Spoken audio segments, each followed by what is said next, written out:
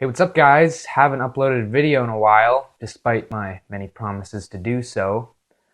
Yeah, sorry about that. As you can see, I'm wearing a hat. The hair was the fleekage just wasn't there, you know? You know what I do when I need spiritual input and solid theology into my life? I ignore Spurgeon and Piper and MacArthur and all those fools, and I turn to the one and only Joel Osteen, specifically his Twitter page. Oh, it's beautiful. I kept a straight face for pretty long there. You gotta give me some credit. No, but today I'm gonna be looking at some of the tweets from Joel Osteen's Twitter page because it was just basically inevitable. Like, it had to happen eventually. Somebody had to do it, and that someone was me. In the first one, Joel Osteen said, "Faith is not in your head. Faith is in your heart. Sometimes you have to turn your mind off and listen to your heart." That last tweet got a lot of backlash, from atheists especially, as you could probably imagine. Turning off your mind? Never a good idea. The Bible says to test spirits and ideas.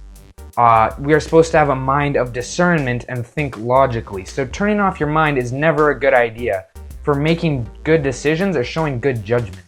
Man, I gotta stop spinning while I talk. There's also a problem with the second part of that where he says, listen to your heart. Humans have a sinful nature, a readiness to do wrong. So trusting your heart is like trusting the part of you that wants to sin. The Bible says the heart is more deceitful than all else and is desperately sick. Who can understand it? Yeah, so if you want to listen to God, probably the last thing you should do is listen to your heart. Release your faith. God is shifting things in your favor. He's moving the wrong people out and the right people in. And also, the droughts in your life are coming to an end. You're going to see restoration, increase, healing, and new opportunities. You go to Joel Osteen's Twitter page, you're going to see tweets like this all the time. It's basically like a Christian horoscope. It's this one-size-fits-all positive prophecy for his followers. What if you're in a season in your life where those things might not necessarily happen for you?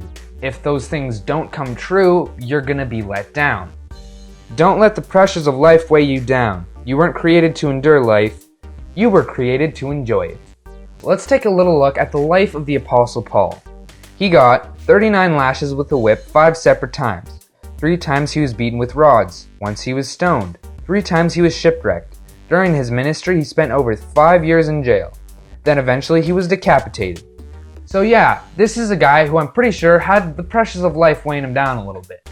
Paul had to endure a lot of things in spreading the gospel throughout Southern Europe, and I'm pretty sure he didn't give a rip about enjoying life half the time. If you're a Christian, which most of Joel Osteen's followers are, you're called to serve.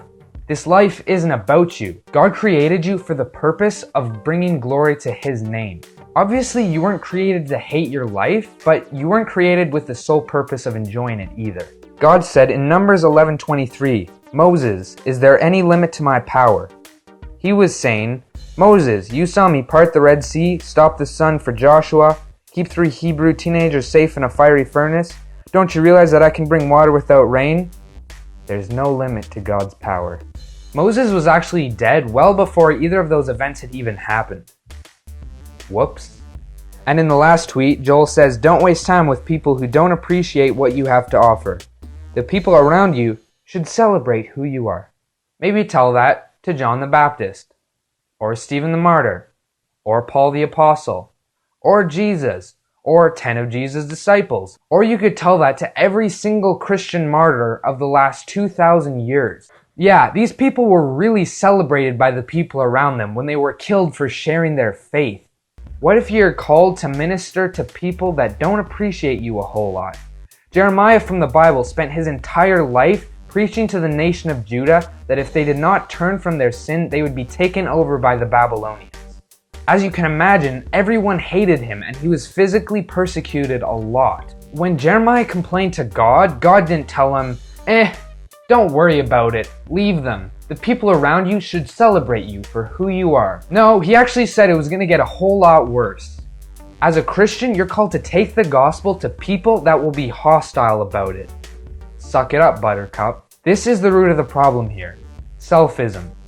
Joel Osteen's whole ministry revolves around telling you how you can enjoy life more. How God can serve you, not how you can serve God. God created you so you could serve and at the end of the day, glorify Him. Not the other way around.